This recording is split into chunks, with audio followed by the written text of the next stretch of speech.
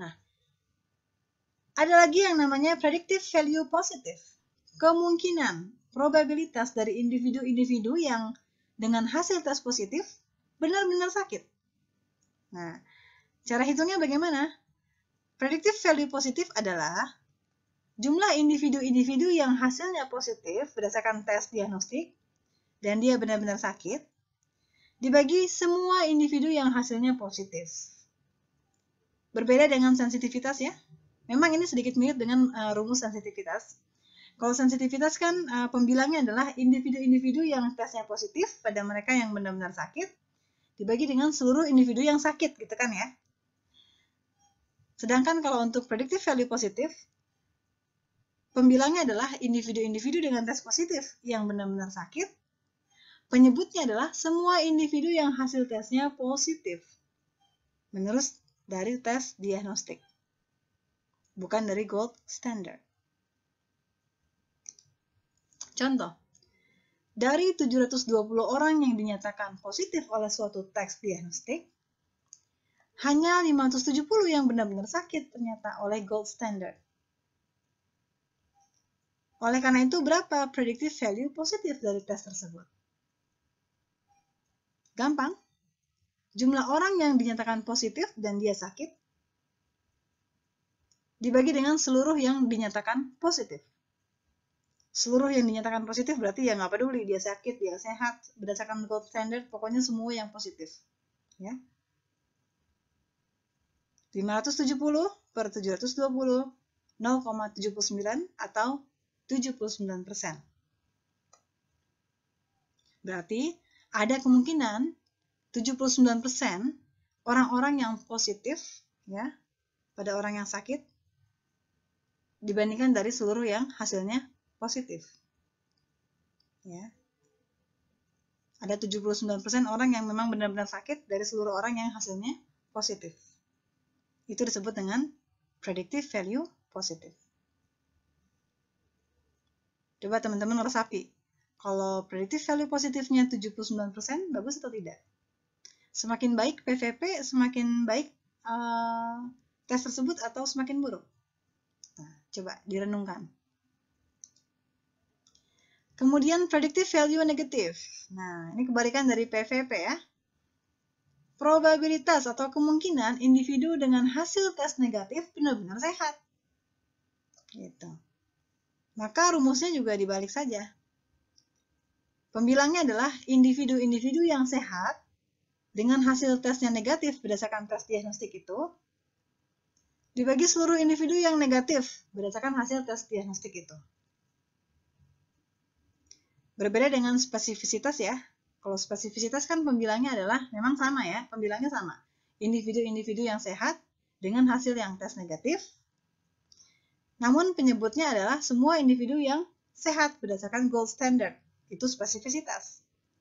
Sedangkan untuk predictive value negatif, penyebutnya adalah semua individu yang negatif berdasarkan hasil tes diagnostik itu.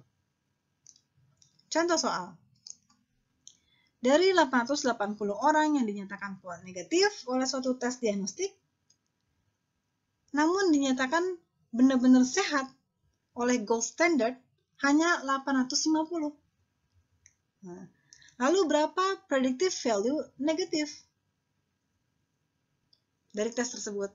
Nah, ya udah berarti jumlah orang yang memang betul-betul sehat oleh tes gold standard dibagi dengan seluruh orang yang hasilnya negatif berdasarkan tes diagnostik. 850 dibagi 880. Ya. 0,96 atau 96%. Terakhir prevalence. Nah, kalau prevalence ini mempengaruhi nilai-nilai dari sensitivitas dan spesifisitas. Prevalence definisinya teman-teman sudah tahu ya. Proporsi individu di populasi yang telah sakit, mau kasus baru, mau kasus lama, itu dimasukkan sebagai prevalence. Ya, dibagi dengan seluruh individu di populasi tersebut, gitu ya, ingat ya. Prevalence adalah jumlah individu yang sakit, baik kasus baru maupun kasus lama, dibagi dengan jumlah populasi. Oke. Apa hubungannya prevalence dengan sensitivitas dan spesifisitas? Nilai dari suatu tes diagnostik tidak hanya tergantung pada sensitivitas dan spesifisitas, tetapi juga tergantung pada prevalence penyakit di populasi.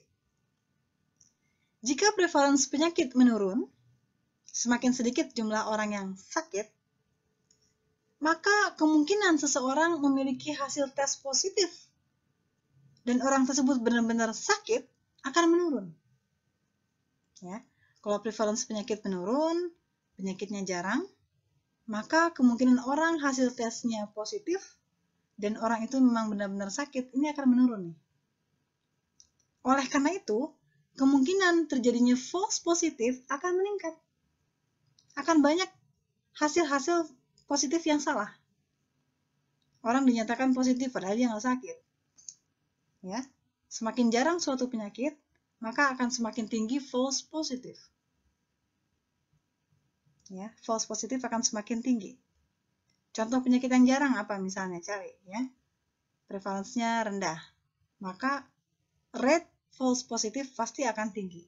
Tingkat kesalahan suatu diagnostik menyatakan suatu pasien itu positif padahal dia tidak sakit, itu akan sangat tinggi, meningkat. Karena pada saat kasus lagi jarang-jarangnya, biasanya pada saat dites, tes tersebut akan meningkat kesalahannya. Kesalahan dalam arti menyatakan orang tersebut positif, padahal orang tersebut sehat. Karena kasusnya sedang jarang.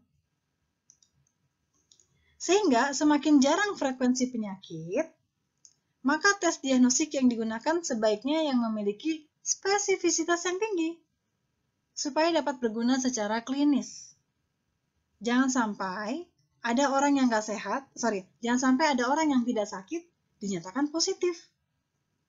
Ya, kenapa? Karena pada saat penyakit yang jarang, frekuensinya atau prevalensinya rendah, seringkali muncul kesalahan false positif.